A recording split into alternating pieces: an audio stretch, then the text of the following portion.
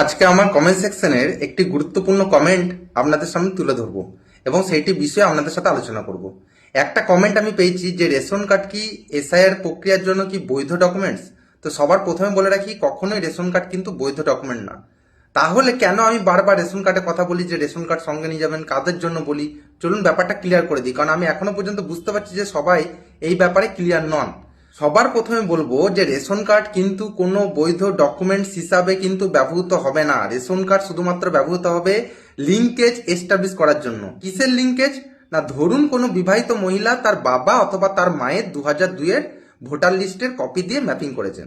এরপর সাধারণভাবে ধরে নেওয়া যায় যে বিয়ের পরে মহিলাদের যে ডকুমেন্টস থাকে সেই ডকুমেন্টসে তাদের বাবার পরিবর্তে স্বামীর নাম থাকে। তাহলে এক্ষেত্রে আমি কিভাবে লিঙ্কেজ হিসাবে প্রমাণ করব যে আমি যাকে দিয়ে ম্যাপিং করিয়েছি তিনি আমার বাবা অথবা মা?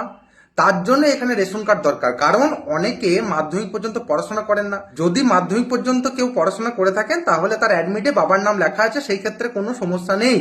কিন্তু সবাই তো মাধ্যমিক পর্যন্ত পড়াশোনা করেন না, তাহলে তাদের জন্য কি হবে?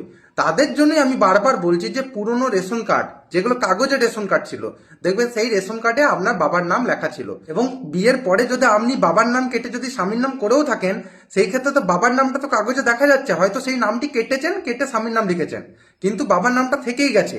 তো সেই ক্ষেত্রে আপনারা বাবাকে লিঙ্কেজ হিসাবে রেশন কার্ড ব্যবহার করতে পারবেন। আমি আরেকবার রিপিট করছি, বিবাহিত মহিলারা লিঙ্কেজের জন্য কিন্তু রেশন কার্ড এসআইআর এর জন্য ব্যবহার করতে পারেন। আশা করি ব্যাপারটি আপনাদের সাথে পুরোপুরিভাবে ক্লিয়ার করতে পেরেছি। এরপরেও যদি কারো কোনো ডাউট থাকে আমাকে কমেন্ট সেকশনে জানাবেন, আমি অতি অবশ্যই তার উত্তর দেবো।